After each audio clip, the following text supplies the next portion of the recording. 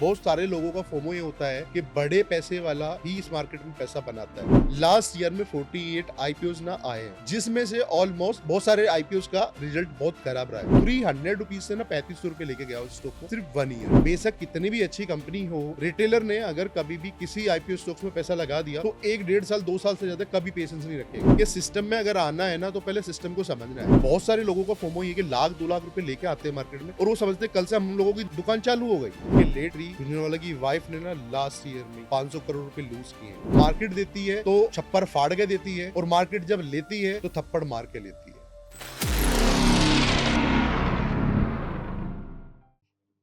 नमस्कार, एक बार फिर से आपका स्वागत है बाजार के माहिर के इस खास एपिसोड में।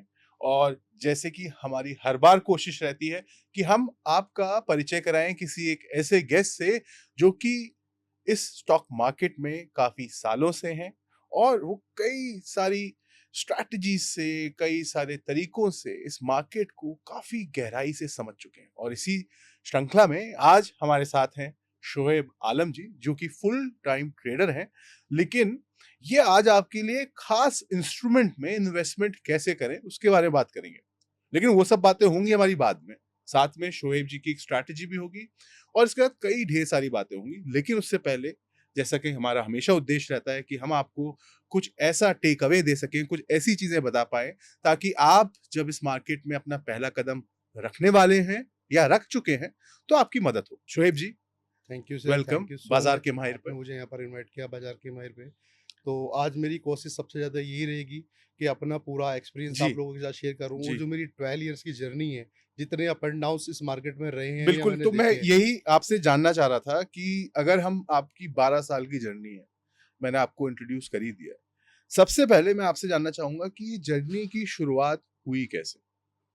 Actually we are belong to UP. Basically मेरा होम टाउन मेरठ में है और लास्ट 12 ईयर से मैं दिल्ली में हूँ। लास्ट 15 ईयर से मैं दिल्ली में हूँ और मेरी क्वालिफिकेशन पूरा सब कुछ जामिया से है और मेरा स्टे भी इन जामिया दिल्ली। तो जर्नी स्टार्ट करने का जो मेरा रहा है ये, एक्चुअली उस टाइम में मैं अपने 12th में था। 12th में मेरे एक फ्रेंड ये सब चीज़ें करता था।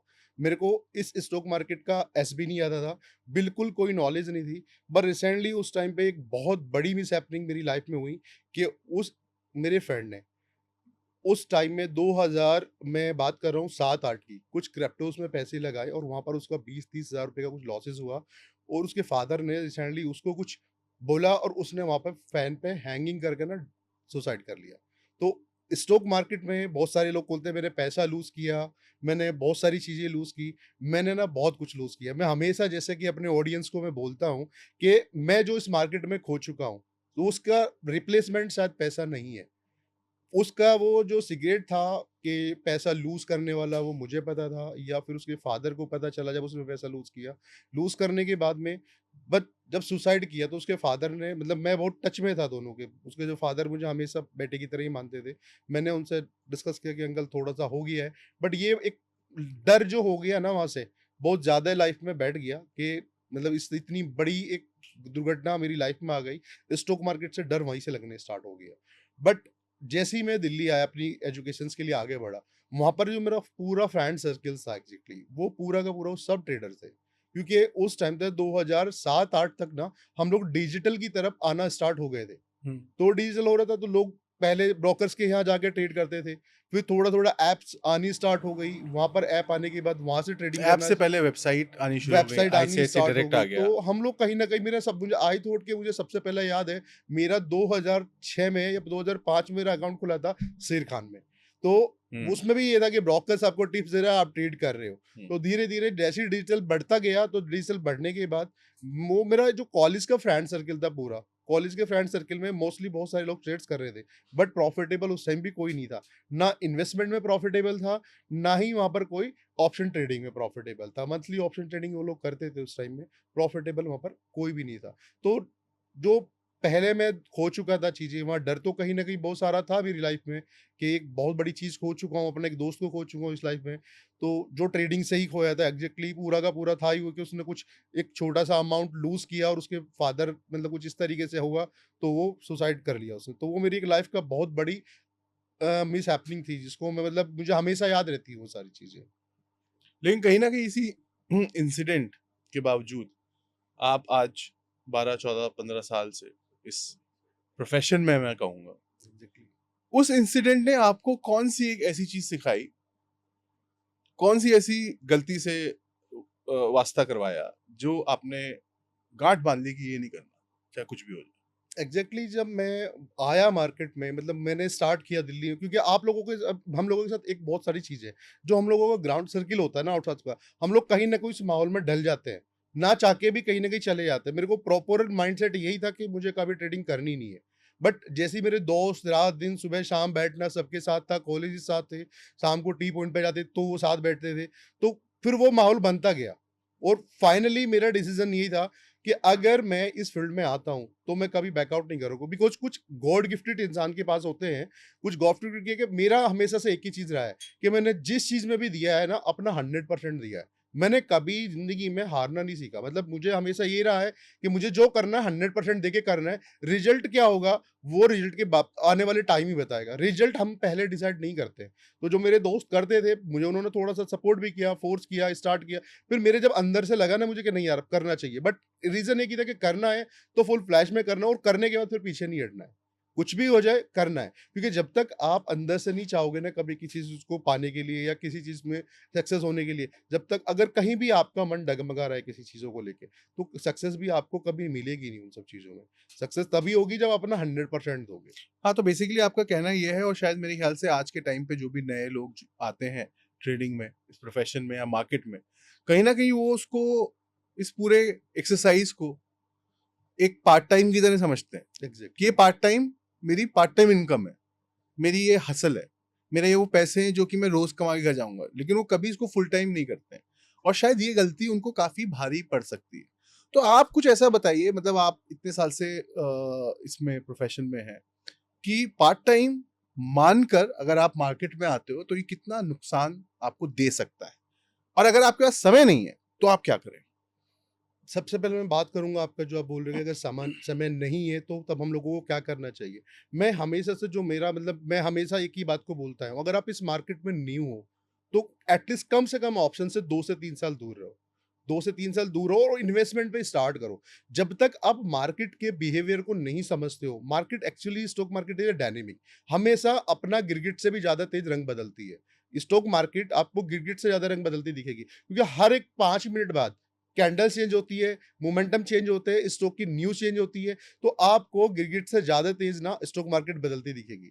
इंसान और गिरगिट रंग कम बदलते हैं, आपको स्टॉक मार्केट बहुत जल्दी रंग बदलती बदलती है। तो हमेशा मैं यही बोलता हूँ, जब तक आप वो सारे अप एंड डाउन ना देख लो, सारे up and down, sideways correction, bull bull market, bearish market ना देख लो, तब तक एटलीस्ट कम से कम ऑप्शन से दूर रहो। और स्टार्टिंग अगर आप जर्नी कर रहे हो तो आप लॉन्ग टर्म इन्वेस्टमेंट की तरफ थोड़ा सा जाओ।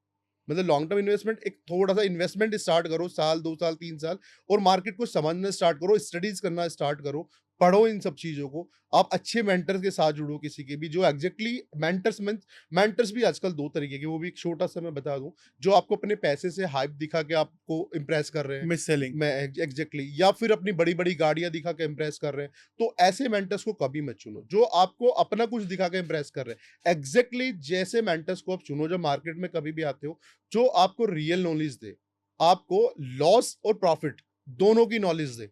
उस लॉस के पीरियड में आपको क्या करना चाहिए, और जब आपकी विनिंग पीरियड चल रहे हो, मतलब कई बार मार्केट में होता गया है, आपके दो पीरियड्स आते हैं, जहां पर आप पैसे लूज करते हो, जहां पर आप पैसा बहुत बनाते हो। तो दोनों पीरियड्स में आपको क्या करना चाहिए, उस ड्यूरेशन में आपको कैसे रहना है मार्केट में। तो ऐसे मेंटर्स को हमेशा चुनो जो आपको रियल नॉलेज दे सके। सर, 2-3 चीजें आपने कही हैं और कहीं ना कहीं सुनने में ये रियलिस्टिक लगती हैं, सही लगती हैं, और ऐसा लगता है कि ये तो ज़रूर करना चाहिए। लेकिन अक्सर जो नए ट्रेडर हैं वो नहीं करते। पहली चीज़, आपने कहा कि इन्वेस्टमेंट से शुरू करें। अब जो, अगर हम देखें अभी, और जो ज़्यादातर रिपोर्ट्स बताती हैं, ऑप्शन बाइंग में जो आता है, वो ये सोच के आता है कि मैं 5-10 हज़ार रुपए लेके जाऊँगा और मैं इससे पैसे बना के बाहर निकलूँगा, एग्जैक्टली। ठीक है? अब उस पैसे से वो इन्वेस्टिंग नहीं कर सकता, नहीं कर नहीं सकते। कर सकता। एग्जैक्टली। आपने एकदम सही कहा, इन्वेस्टिंग में अगर आप 2 साल करेंगे तो आप सब सीख जाएँगे। आपको पेशेंस आ जाएगा, आपको मार्केट का पता चल जाएगा, आपको सब, क्योंकि आपको मालूम है कि 2 साल तक मेरे को कहीं नहीं आना है, ठीक है? दूसरी चीज़ सर, आपने की मेंटर जब आप चूज़ करते हो। सर, मेंटर चूज़ करने में सबसे बड़ी प्रॉब्लम जो लोगों को आती है ना, आज के टाइम पे सोशल मीडिया का ज़माना है सर। तो बहुत सारी चीजें मिससेल होती हैं, पीएनएल दिखा के लोगों को गलत लीड किया जाता है। दूसरी चीज, पहले टिप्स दी जाती थी फोन करके, अब उसकी रील्स बन जाती हैं। Exactly. तो इन सब में दो चीजें मैं पहले आपसे पूछूंगा कि मेंटर चुनने का क्या सही प्रोसेस प्रोसीजर होना चाहिए, और कब तक, क्योंकि लोग मेंटर भी बहुत जल्दी छोड़ देते हैं, ये भी प्रॉब्लम है। Exactly. तो इन दोनों प्रॉब्लम को एड्रेस कैसे करें? एग्जैक्टली सबसे पहले मैं आपका ही जो मेंटर चुनने का जो आपने क्वेश्चंस किया है उसी जी। का आंसर करना चाहूंगा कि मेंटर चुनने के जैसे मैं बता रहा था अभी, कभी भी जो इंसान आपको सामने से अप्रोच कर रहा हो, जो मेंटरशिप सब जितनी मेहनत आपको स्टॉक ऑप्शन या ऑप्शन करने में करनी है ना, सीखने में करनी है, मतलब ऑप्शन ट्रेडिंग सीखने में जितनी मेहनत करनी है, उसका 30% 40% आपको पहले मेंटर चुनने में करनी है। आपका कहने का मतलब ये है कि सामने से जो अपने आप को बेच रहा है एज ए मेंटर, उसको मत खरीदो, बिल्कुल खुद ढूंढ के लेके आओ। एग्जैक्टली खुद से ढूंढो, उतनी मेहनत आप करो मेंटर चुनने में भी, राइट मेंटर चुनने में भी, जितनी आपने इन्वेस्टिंग या किसी स्टॉक को फाइंड करने में आप मेहनत करते हो। क्योंकि जब तक आपको एक अच्छा टीचर या अच्छा मेंटर नहीं मिलेगा ना, क्योंकि आप बिल्कुल नहीं हो, दो चीजें इस स्टॉक मार्केट में आपको चीजें सिखाती है, या तो आपका खुद का एक्सपीरियंस या वो एक्सपीरियंस किसी ने पहले ले चुका हो और उस एक्सपीरियंस को लेके वो सक्सेस हो चुका हो। बट सक्सेस में वो अपने पैसे को या बड़ी बड़ी गाड़ियों को ना दिखाए कि बड़ा बड़ी गाड़ी दिखा दी, बड़े बड़े पैसे दिखा दी, वो मेंटर्स को अपनी जो ग्लैमर लाइफ है ना, वो अपनी ग्लैमर लाइफ में कभी भी आपको सपोर्ट कर ही नहीं पाएगा अपनी ग्लैमर लाइफ में। आप मेंटर्स क्या समझते हो? मेंटर्स का मतलब इनमें से ये होता है, आपको मैंने समुद्र में कुदा दिया, कुदाने के बाद में मेंटर्स में, और आप वहां डूब रहे हो, अगर मैं आपको तैरना नहीं आता और आपको ऑप्शन बाइंग सिखा रहा हूं और आपको समुद्र में कुदाने के बाद हेल्प नहीं कर रहा हूं, तो मैं अनरिस्पॉन्सिबल मेंटर हूं। मैं अच्छा मेंटर उसी को समझता हूं कि आपको अगर मैंने बोला है समुद्र में कूद जाओ और आपको तैरना मैं सिखाऊंगा और आप उस टाइम में उस बंदे के साथ खड़े हो, तो अच्छा मेंटर वही होता है जो आपको लाइव मार्केट में सपोर्ट करे, एटलीस्ट आपके मैसेज का रिप्लाई कर दे, आपके कॉल्स का रिप्लाई कर दे, आप अगर कहीं भी फंस रहे हो तो। बट थोड़ा सा स्टार्टिंग में वही फोकस रखना है कि 2-3 साल एटलीस्ट कम से कम आप ऑप्शन ट्रेडिंग को थोड़ा सा अवॉइड करो और कहीं ना कहीं इन्वेस्टमेंट से स्टार्ट करो। या फिर दूसरा एक वही चीज है कि आपको खुद का एक्सपीरियंस आपको एक अच्छा ट्रेडर बना देता है। जब मार्केट आपको थप्पड़ लगाती है ना, मेरे एक छोटा श्लोक में बोलता हूँ, बोलिए। जब मार्केट देती है तो छप्पर फाड़ के देती है, और मार्केट जब लेती है तो थप्पड़ मार के लेती है। तो यही चीजें हैं। बिल्कुल, एकदम सही। और जो भी व्यूअर्स इस वीडियो को देख रहे हैं, मैं आपको ये बताना चाहता हूँ कि शोएब भाई की एक और खासियत है। शोएब जो है वो IPO, pre IPO, post IPO और आईपीओ के दौरान ये काफी एनालिसिस करते हैं। मतलब आप ही समझ लीजिए कि एकदम घुसे हुए हैं उसके अंदर। तो अब हम आईपीओ के बारे में थोड़ी सी बात करेंगे। इसके साथ में आपको एक और चीज बता देता हूँ। ये तो वीडियो आप देख रहे हैं, इसमें शोएब जी पूरी अपनी स्ट्रैटेजी बताने वाले हैं। इसके लिए इन्होंने अलग से एक वीडियो किया है बोर्ड के ऊपर, जिसमें एक्सप्लेन किया है इन्होंने पूरी आईपीओ वाली स्ट्रैटेजी। तो उस आईपीओ वाली स्ट्रैटेजी को देखने के लिए आपको क्या करना है? आपको एक तो इस वीडियो को पूरा देखना है, चैनल को सब्सक्राइब करना है, और उसके साथ नोटिफिकेशन बेल को भी दबाना है। उसकी वजह यही है कि जब वो वीडियो आएगा और नोटिफिकेशन नहीं दबा होगा तो फिर आप मिस कर जाओगे। जी शोएब, अब हम आते हैं आपकी आईपीओस में महारत है, एग्जैक्टली, थैंक यू। और पिछले वीडियो में भी हमने उस पर ही बात की थी, बात डिटेल में नहीं हो पाई थी। तो अब मैं थोड़ा सा आपसे समझना चाहूंगा। आईपीओ को लोग मान के चलते हैं कि भाई कहाँ आईपीओ में जा रहे हो, इतना सारा पैसा लगाओगे, इतना टाइम सब्सक्राइब हो जाएगा, मिलेगा क्या? अब आप तो अलग बात कर रहे हैं। एक्चुअली लोगों का मानना कुछ ऐसा है कि आईपीओ, मैं पिछले अपना एक्सपीरियंस शेयर करूं आपके साथ कि पिछले 5 या 6 साल में मैंने कोई भी आईपीओ आज तक कभी भी अप्लाई नहीं किया, और मोस्ट प्रोबेबली ऐसे आईपीओस में मैंने पिछले 5 से 6 साल या 7 साल में बहुत पैसा बनाया है। तभी मैंने बोला कि एनालिसिस में एग्जैक्टली जी कुछ टेक्निकल एनालिस्ट की वीडियो जो मैं आप अभी एक्सप्लेन कर रहे थे, पूरा टेक्निकली तो मैंने आप लोगों को अभी एक वीडियो बिल्कुल, शूट किया है जो आप लोगों के चैनल जी। पे, और वो मेरा जो खुद का चैनल है उस पर भी आपको जी। मिल जाएगी। और मोस्ट प्रोबेबली जिन लोगों को अब आज तक मैंने उस वीडियो में ट्रैक करना आईपीओ स्टॉक्स को सिखाया है, उनका रिजल्ट जो मुझे कमेंट्स आते हैं ना, ये जो मुझे रिस्पॉन्स आता है उनका, तो मुझे ना अंदर से अच्छा लगता है कि चलो मैंने एक ऑडियंस को एटलीस्ट, या कुछ ऐसे लोग जो आईपीओ जिनको नहीं मिलता है उनको कुछ ऐसी चीज दे दी है कि उन वो स्मॉल स्मॉल कैपिटल से नहीं अपना बड़े कैपिटल को बिल्ड कर रहे हैं कहीं ना कहीं। हाँ, तो मतलब छोटे कैपिटल से भी बिल्ड कर रहे हैं, तो अच्छा लगता है। एक बार आप सब ऑडियंस ना उस वीडियोस को देखिएगा जरूर, आपको टेक्निकली भी आप है, क्योंकि आजकल आईपीओस में क्या है, आप अप्लाई कर रहे हो जैसे अब रिसेंटली मैं वो उसी सवाल पे आना चाहता हूँ जो मैंने बोला कि आप मुझे गलत साबित करिए कि ऐसा नहीं होता, आईपीओ से भी पैसा बनाया जा सकता है। आईपीओ से पैसा बनता है, ऐसा नहीं कि आईपीओ से कैसे? रिसेंटली, पर मैं वही बोल रहा हूँ टेक्निकली भी, आप पे जो पूरा वीडियो देखोगे कैसे मैंने बनाया है, और मैं ये नहीं बोलता मैं बोल ओवरव्यू लेंगे हम। अभी ओवरव्यू। हाँ, हम डिटेल तो उसमें देख मैं लेंगे। कभी आईपीओ स्टॉक को अप्लाई नहीं करता। जी। सबसे first of all because last year में 48 आईपीओज ना आए हैं, जिसमें से ऑलमोस्ट बहुत सारे आईपीओज का रिजल्ट बहुत खराब रहा है, 70 to 80%। 70 to 80% रिजल्ट खराब रहा है। बिल्कुल। और बहुत सारे स्टॉक्स में क्या रहा है, रिटेलर्स को ट्रैप किया गया और पैसा उनका डंपिंग हो गया, जिसमें एक दो स्टॉक्स को मैं बता दूं बहुत बड़ा हाइप बनाया गया था, जोमेटो का, पेटीएम का। तो मैं कभी भी आईपीओ आने के बाद बाई नहीं करता। कुछ सेटअप्स है जो वीडियोस में मैंने आप लोगों के साथ जी। शेयर किया है, उसका वेट करता हूँ। जो स्टॉक एक बार आईपीओ लॉन्च हो गया या जो लिस्टिंग हो गया, मैं हमेशा वेट करता हूँ स्टॉक्स का। बिकॉज ऑफ रीजन क्या है आईपीओ में, कि आईपीओ स्टॉक जब आएगा या तो गिरेगा बहुत बुरी तरीके से, या मोमेंटम आएगा बहुत अच्छे तरीके से स्टॉक्स में। रीजन आईएनए के स्टॉक करके मैं आपको बता दूं, 300 रुपीज से ना 3500 रुपए लेके गया उस स्टॉक को रिसेंटली, सिर्फ 1 ईयर में। उसका एग्जाम्पल मैंने दिया भी अपनी वीडियो में।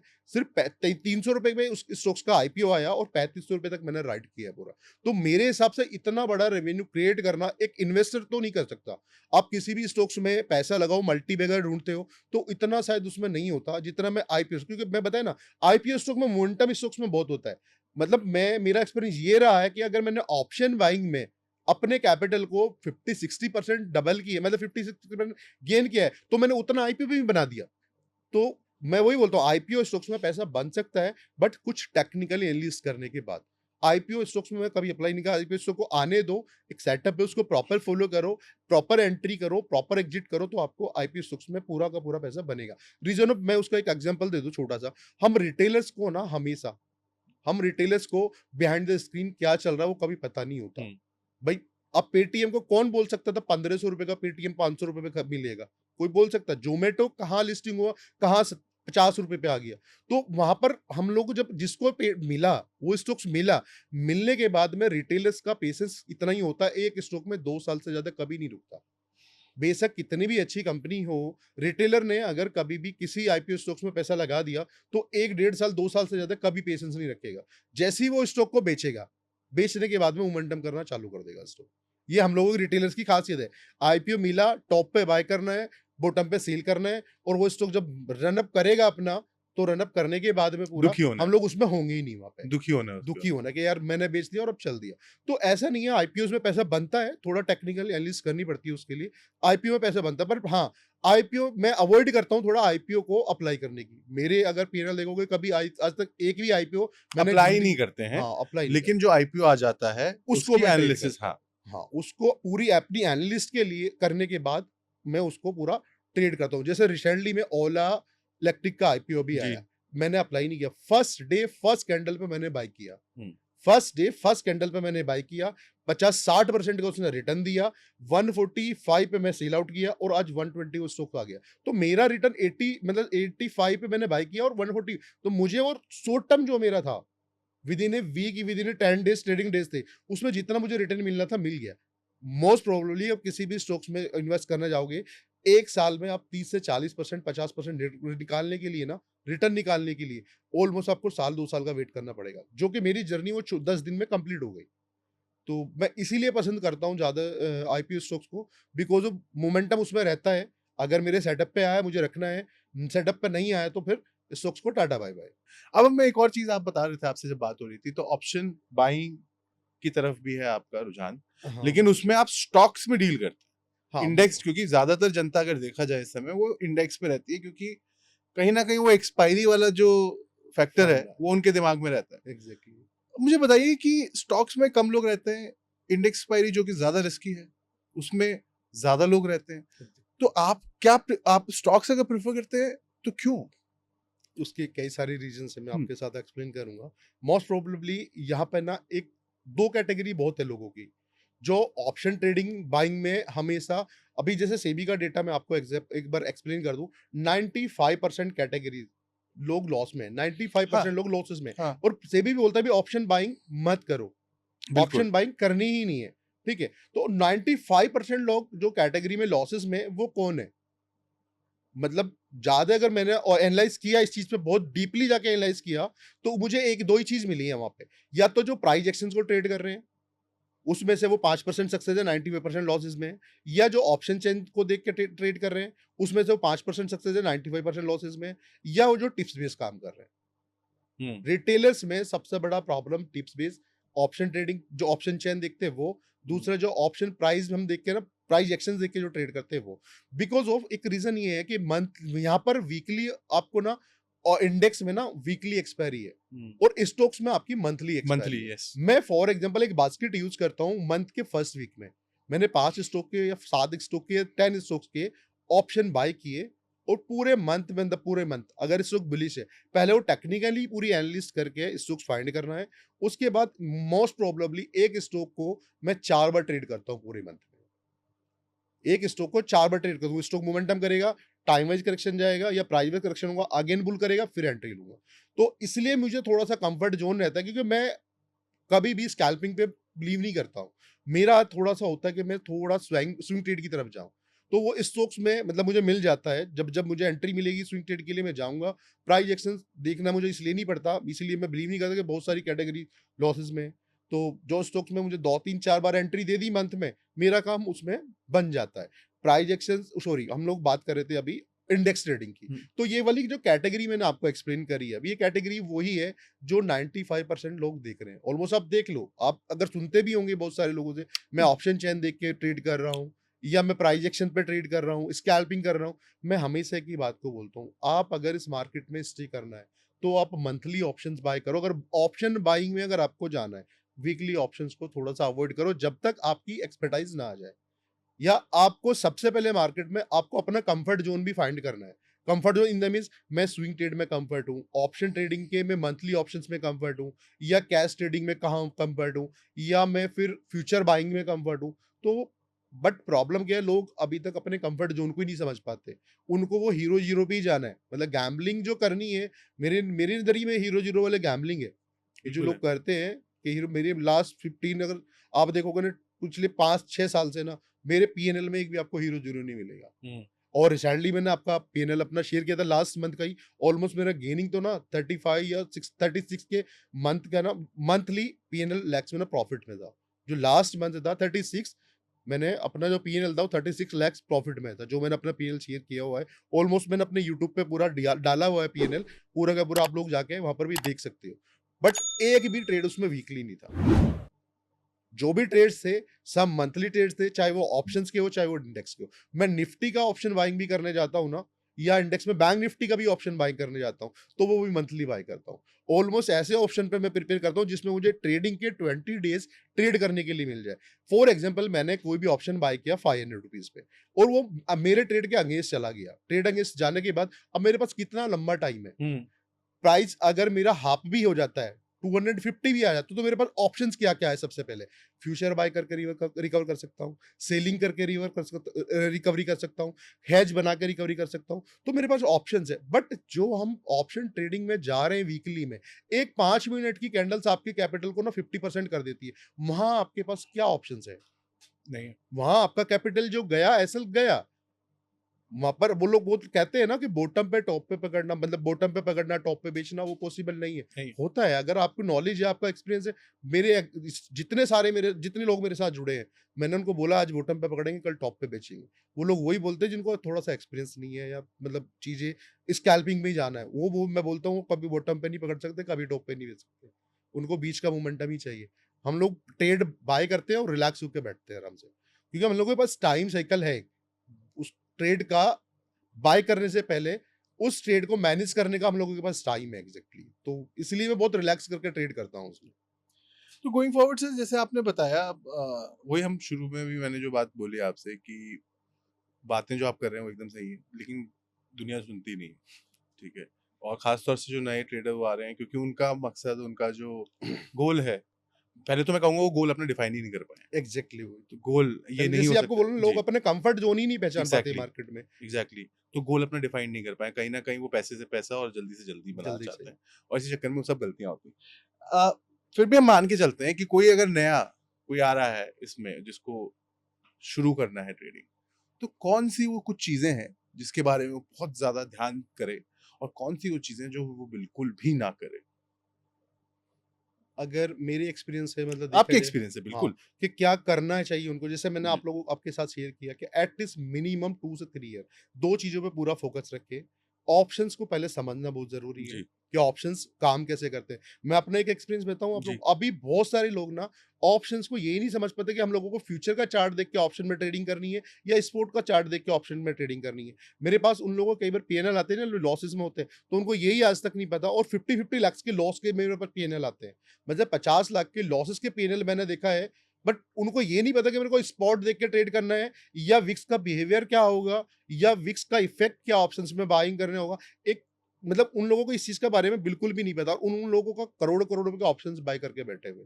जब अब कैपिटल आधा हो गया तब मुझे बोले सर अब इसमें हम लोग क्या कर सकते हैं, और वो टचवुड ऑडियंस देख रही है, मेरे सारे स्टूडेंट्स को पता होगा, वो 50 लाख का पीएनएल भी मैंने प्रॉफिट में कटवाया है। हुँ, वो 50 लाख का पीएनएल भी मैंने उस ट्रेड को प्रॉफिट में कन्वर्ट करवाया हुआ है। तो सबसे पहली चीज ये है कि आपको अवॉइड करना चाहिए मिनिमम 2 इयर्स ना ऑप्शंस को। ऑप्शंस को अवॉइड करो, इन्वेस्टमेंट से स्टार्ट करो, और जर्नी को पहले इन चीज़ इस सिस्टम में आने के लिए पहले सिस्टम को समझना पड़ेगा। मतलब सिंपल सा रूल वही है कि सिस्टम में अगर आना है ना तो पहले सिस्टम को समझना है कि सिस्टम एक्चुअली है क्या, वर्क कैसा करता है, काम कैसा करते हैं। मार्केट के जब तक आप बिहेवियर अप एंड डाउन दोनों ना देख लो, मतलब जर्नी आपकी अप एंड डाउन। अभी बहुत सारे इन्फ्लुएंसर को मैं देखता हूँ, बहुत सारी चीजें मैं देखता हूँ, जिन लोगों ने मार्केट के इंडेक्स के कभी लोअर सर्किट अपर सर्किट लगते नहीं देखे ना, वो आपको ऑप्शन बाइंग का गेम, मतलब ऑप्शन बाइंग की स्ट्रेटजी समझाते सही। हैं। तो एग्जैक्टली जब न्यूज बेस्ड मार्केट होता है, मेरी लाइफ में मेरे पास 2 बार इंडेक्स में, 3 बार ना, 2 या 3 बार ही इंडेक्स में मैंने लोअर सर्किट लगते देखे। एक तो कोरोना वाली जर्नी थी, अब एक बिल्कुल। न्यूज़ वाली, उससे पहले एक बार और स्कैम हुआ था, उसमें हम लोगों ने लोअर सर्किट लगते, तब आपकी सारी स्ट्रेटजी रखी जाती। अगर आप उस जर्नी को देख लेते हो तो, तो बहुत और सही। मार्केट में टिके हो, तो एक सक्सेसफुल ट्रेडर बिल्कुल। हो। तो शोएब, जाते-जाते 2-3 चीज़ें सबके मन में रहती हैं। ओवर ट्रेडिंग की एक सबसे बड़ी प्रॉब्लम है। एग्जैक्टली। डिसिप्लिन, ओवर ट्रेडिंग ये सब मिली-जुली सी है। फोमो सब मिली-जुली सी। आपने इतने साल से ट्रेडिंग की है। आप आईपीओ जिसके आते हैं, उसके बाद आप उसमें करते हो, तो कहीं न कहीं आप डिसिप्लिन्ड हो। कहीं न कहीं उस भीड़ में आप नहीं लगे कि यानी आईपीओ लॉट करा देते हैं, पहले दिन जो होगा देखी जाएगी। पहले दिन नहीं, के अब चक्कर में अभी मैं आईपीओस की अगर बात करूं तो बहुत सारे सेलिब्रिटीज हैं जो प्री आईपीओ में ही हम लोग हाँ, इन्वेस्ट करते हैं, हाँ। और अपना पैसा अच्छा बनाते भी हैं। हुँ, मतलब वो आईपीओ होने से पहले ही रिटेल, अब अच्छा जो कंपनी होगा उसमें पैसे डालेंगे। बहुत सारे सेलिब्रिटीज है, उसमें किसी को भी आप ले लो, ए टू जेड ने। हुँ, बट हम लोगों का क्या है, रिटेलर्स को एग्जैक्टली आईपीओस में ही पैसा आप अपनी नॉलेज और एक्सपीरियंस से बना सकते हो। हुँ, आप ऑप्शन ट्रेडिंग में भी अपना पैसा नॉलेज और एक्सपीरियंस से बना सकते हो। बहुत सारे लोगों का फोमो ये होता है कि बड़े पैसे वाला ही इस मार्केट में पैसा बनाता है। मैं आप लोगों की नॉलेज के लिए बता दूं कि लेट श्री झुंझुनवाला की वाइफ ने ना लास्ट ईयर में 500 करोड़ रुपए लूज किए हैं। हुँ। किसी एक स्टॉक में नाम नहीं ले रहा हूँ उस स्टॉक का, पर उन्होंने वो स्टॉक्स में 500 करोड़ रुपए लूज किए। तो ये लोगों का माइंडसेट है ना कि बड़े पैसे वाला ये पैसा बनाता है, वो माइंडसेट बिल्कुल भी नहीं है। ये आपका नॉलेज और एक्सपीरियंस पैसा बना के देता है आपको इस मार्केट तो डिसिप्लिन रहना बहुत ज़रूरी है, सबको में। मालूम है। एग्जैक्टली, और एग्जैक्टली। डिसिप्लिन्ड अगर आप रहेंगे तो बहुत सारी चीज़ों में रहेंगे। आप मेंटोर नहीं छोड़ेंगे, आपको एक स्ट्रैटेजी आज अपनाई, कल नहीं हुआ तो परसों छोड़ दी, वो नहीं करेंगे। कहीं न कहीं डिसिप्लिन होना बहुत ज़रूरी है। तो ये डिसिप्लिन माइंडसेट बिल्ड करने के लिए एक नया जो ट्रेडर है वो क्या करे? जैसे कि मैं अभी आपके साथ शेयर कर रहा था, जो आप मेंटर्स वाली बात है, जो मेंटर्स को हाँ, पर्टिकुलर हो, एक स्ट्रेटजी पे पूरा का पूरा फॉलो करो। सबसे मेन चीज रिस्क को रूटीन बताइए आप, वो बात हो गई है, हम हाँ, बता चुके हैं। जैसे अब मैं आ रहा हूँ, रूटीन क्या होना चाहिए उसका कि वो रूटीन डिसिप्लिन रहे? सबसे मोस्ट इंपॉर्टेंट कि अपने कैपिटल को मिनिमम 10 पार्ट्स में सबसे पहले डिवाइड करें। नाइस। फॉर एग्जांपल मेरे पास ना अगर 50 लाख रुपीस है, हुँ, तो मैं कभी भी 50 लाख रुपीस पे कभी भी मैं ट्रेड नहीं लूंगा। 5, 5, 5 मेरा हमेशा ये रहता है कि मेरी ये स्ट्रेटजी है, ये मेरा फंड है, 5 लाख पे मैं ट्रेड कर रहा हूँ, 50 लाख मेरे पास बैक एंड में है। इन 40 केस मैं ये लूज करता हूँ ना, तो लूज करने के बाद मेरे पास 54 लाख पड़े हैं, जिसको मैं फिर से 5 लाख लग रहे 10 लाख में कन्वर्ट करके या 15 लाख बना के उसको फिर से मैं अपना कैपिटल को बिल्ड कर सकता हूँ एटलीस्ट। तो सबसे मोस्ट इंपॉर्टेंट है कि अपने कैपिटल को मिनिमम 5 पार्ट 7 पार्ट में बांट के रखो। आप इतना न्यू ट्रेडर तो कम से कम 10 पार्ट में बांट के रखो। अगर लाख रुपीज है तो 10,000 से कभी ज्यादा ट्रेड एक ट्रेड में पैसा लगाना ही नहीं है। बहुत सारे लोगों का फोमो ये है कि लाख 2 लाख रुपए लेके आते हैं मार्केट में, और वो समझते हैं कल से हम लोगों की दुकान चालू हो गई। तो दुकान चालू का मतलब वो लूज करना ही करना है कि आपने अगर 100% कैपिटल डिप्लॉय कर दिया है किसी ऑप्शन में और वो ऑप्शन आपके अगेंस्ट चला गया, तो आपका तो माइंडसेट और साइकोलॉजी वहीं गड़बड़ा गई। मतलब साइकोलॉजी क्या काम करेगी अगर आपका 100% कैपिटल ही लूज हो रहा है। सही बात। बट मेरे पास अगर ऑलरेडी पहले से ही 50 लाख रुपए पड़े हैं और या 100 लाख रुपए पड़े हैं, तो 10 लाख 5 लाख रुपए से मेरे को फर्क नहीं पड़ना। मतलब मुझे पता है कि मैं आज नहीं तो कल बना लूंगा। जो स्ट्रेटजी मैं यूज करता हूँ हमेशा मैं ऐसे ही करता हूँ कि ऑप्शन मेरे को कभी भी अगर मेरा पैसा लूज हुआ है ना, तो वो हमेशा न्यूज बेस्ड मार्केट पे गया है कि किसी दिन न्यूज आया कुछ है। मेरी लाइफ का सबसे बड़ा जो पीएनएल था मेरा लॉसेस का 12 लाख रुपीज है। एक दिन का सबसे बड़ा लॉसेस जो है ना 12 लाख रुपीज का है, जो सिर्फ न्यूज बेस्ड मार्केट का है। जो यूक्रेन वाला जो वॉर हुआ था उसमें मैंने अपने एक दिन में 12 लाख खोए थे, और प्रॉफिट अगर मैं देखूं तो एक दिन का 36 लाख रुपए का वन डे का प्रॉफिट है। वो उस दिन था जिस दिन अभी इलेक्शंस का रिजल्ट आने थे, उससे पहले दिन मार्केट बहुत बड़ा गैप अप हुआ था। तो उस दिन दो ये मेरे एक्सपीरियंस रहे हैं लाइफ के। तो 36 में से भी मैंने उठा के फिर अपना 20 लाख रुपए सेविंग में रखा और 10 लाख से फिर ट्रेडिंग स्टार्ट कर दिया। 10 लाख ट्रेडिंग स्टार्ट करने के लिए मैं अगर लूज भी करता हूँ कुछ मनी, तो मेरे पास बैकएंड में है मेरा प्रॉफिटेबल पैसा। मैं एग्जैक्टली एक चीज बहुत मानता हूँ, मैं रिटेलर्स को भी बोलता हूँ, आप पैसा बनाते हो ना अगर मार्केट में, आपने प्रॉफिट अगर बुक कर लिया, आपके डीमीट अकाउंट में अगर पैसा है, मैं उसको कभी प्रॉफिट में काउंट नहीं करता। मैं एग्जैक्टली अपना प्रॉफिट तभी मानता हूँ जब मेरे डीमेट अकाउंट से सेविंग अकाउंट में बिल्कुल ट्रांसफर हो जाए। डीमेट अकाउंट का पैसा मैं मार्केट का पैसा समझता हूँ कि मार्केट का पैसा मार्केट कभी भी ले लेगा। जब तक पैसे को मैं डीमेट अकाउंट से सेविंग अकाउंट में यूज नहीं कर लेता, हाँ। तब तक मैं उसको प्रॉफिट एग्जैक्टली नहीं मानता हूँ। तो यही साइकोलॉजी मेरी है कि आप कम से कम सबसे पहले अपने कैपिटल को डिवाइड करो और कंटिन्यूसली प्रॉफिट को विड्रॉ लगाने की ना हैबिट डालो। हम लोग क्या करते, लाख रुपए लाए 50,000 बना भी लिए ना, कल 1.5 लाख से ट्रेड मारेंगे, 2 लाख बना लिए फिर 3.5 से ट्रेड मारेंगे, बट मार्केट लेने पाएगा 50% ले जाएगा, तो आप कहाँ हुए? वहीं एग्जैक्टली उसी एरिया में आके खड़े हो गए। तो बेसिकली शोएब का कहना है कि जो कैपिटल है, जो मार्केट में आप कैपिटल लेके आए, उसको सबसे पहले तो अपना समझो, और ये नहीं कि वो पूरा का पूरा अगर आपने कहीं से इन्वेस्टिंग के थ्रू या कहीं से भी आपने 1 लाख रुपए इकट्ठा किया है, तो उसको आप अलग अलग पार्ट्स में डिवाइड करो, ताकि एक साथ आप वो पूरा मार्केट में ना झोंक। तो उसकी वजह सीधी सीधी ये है कि अगर एक पार्ट पैसा आप लगाते हो, उससे कुछ गलती करते हो, तो वहां से लर्निंग होगी, वहां से आप सीख पाओगे और कम बैक कर पाओगे। लेकिन अगर वो नहीं किया आपने, तो आपका बहुत बुरा हाल हो सकता है, आप पूरी आपकी कैपिटल वाइप आउट हो सकती है। शोएब, बहुत बहुत थैंक यू, आप इस मंच पे आए, बहुत सारी हम लोगों ने बातें की, लोगों को इंतजार भी होगा आपके आईपीओ के स्ट्रैटेजी वाले video. Thank you very much. Thank you sir, thank you so much. Thank you. अगर आपके भी कोई फेवरेट ट्रेडर हैं जिन्हें आप बाजार के माहिर पर देखना चाहते हैं, तो हमें कमेंट बॉक्स में ज़रूर बताएं, हम उन्हें इनवाइट करेंगे। और हाँ, अगर आप एक ट्रेडर हैं और अपनी जर्नी बाजार के माहिर पर शेयर करना चाहते हैं, तो डिस्क्रिप्शन में दिए फॉर्म को ज़रूर भरें। ऐसे ही और वीडियोस देखने के लिए चैनल को सब्सक्राइब करें और बेल आइकॉन भी प्रेस कर दें।